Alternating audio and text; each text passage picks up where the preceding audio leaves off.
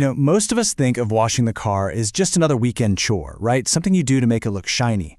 But what if I told you that layer of dirt isn't just ugly, it's actually silently costing you a ton of money and could even be a safety risk? Let's just jump straight to the numbers, because this is a big one. Talk to any dealership detailer and they'll tell you the same thing: a car that's been consistently neglected can lose 10 to 15% of its resale value. Just think about that. That's potentially thousands of dollars lost, all for skipping a wash. So what's really going on under all that grime? Well, in this explainer, we're going to peel back that dirty layer to show you what's actually happening to your car. And believe me, it is so much more than just a little bit of bad curb appeal. All right, so here's our game plan. First, we'll uncover the hidden costs of dirt. Then, we'll figure out the perfect cleaning schedule. We're going to tackle the big hand wash versus automatic debate, talk about the risks of some powerful tools, and then we'll reveal the #1 most overlooked spot on your car. Okay, let's kick things off with Section 1, the hidden costs of dirt. Because, what you see on the surface, well, that's just the tip of the iceberg.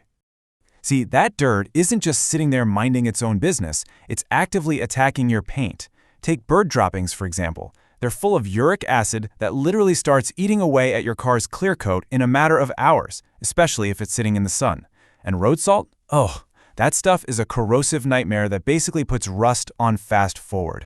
And this is where it stops being about looks and starts getting serious. Dirty windows, grimy mirrors, and mud-caked headlights, they all directly cut down your visibility, and that can slow down your reaction time when it matters most. Even worse, the grit on your windshield acts just like sandpaper, absolutely shredding your wiper blades until they're totally useless in a heavy downpour. And of course, it all comes back to your wallet. You've got that huge 10 to 15% hit on resale value, sure, but think about the inside of your car too.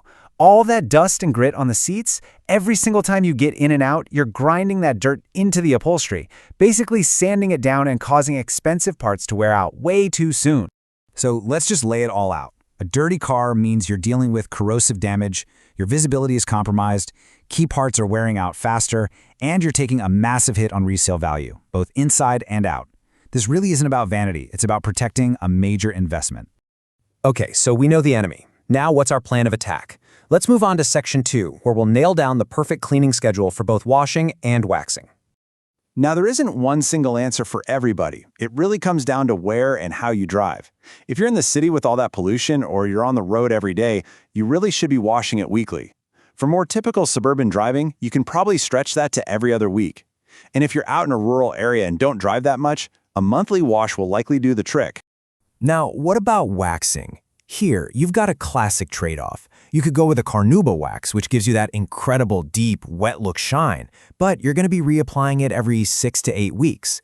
Your other option is a synthetic sealant. It's engineered for pure durability and will protect your paint for a solid 4 to 6 months. So it's basically a choice. Do you want the best shine or the longest protection?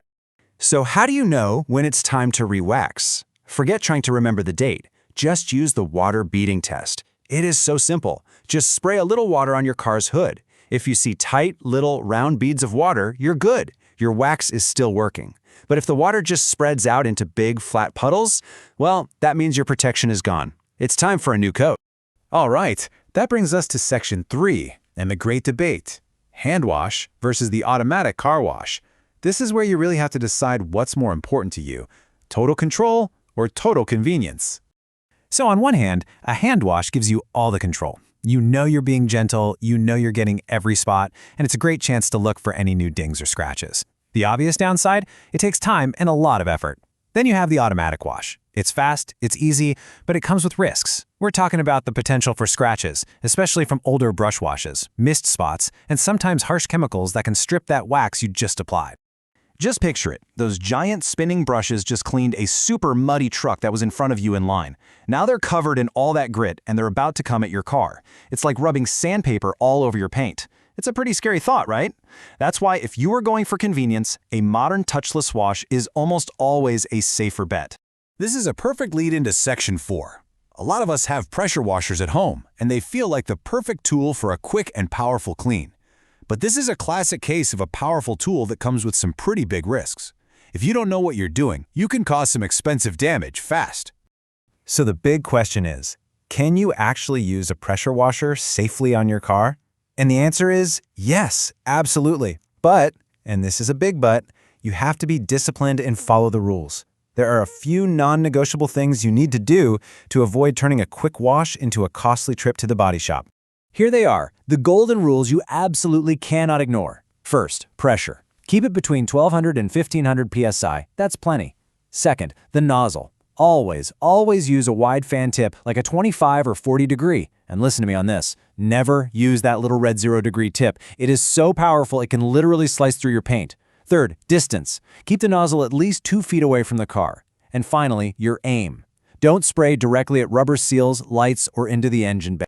Okay, we've made it to our final section, the most overlooked spot. We spent all this time talking about the parts of the car we see every day, but it turns out the most critical area to clean might be the one we almost never look at. So just think for a second. What's the one part of your car that is absolutely critical, but you're almost definitely not cleaning?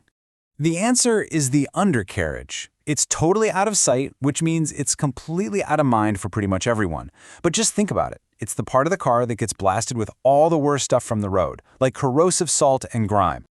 And this is exactly why it's so important. Cleaning the undercarriage is your #1 defense against rust, especially if you live where they salt the roads. It protects your suspension, your exhaust, your frame, but look at that last point, because this is the big one. It's about critical safety. Corrosion on your brake lines and fuel lines is an unbelievable hazard. Keeping them clean isn't just basic maintenance, it's a vital safety check. So, when you put it all together, it really forces you to ask a different question. Is washing your car just another annoying chore on your to-do list? Or is it a small, regular investment that pays off big by protecting your vehicle's value, its mechanical parts, and most importantly, your own safety? And that really leaves us with one final thought to chew on. If something we think of as simple as a car wash can have this much of a hidden impact, what other seemingly minor maintenance tasks might be having a major effect on our car's safety and value that we're not even thinking about? Please like, subscribe, and get notified.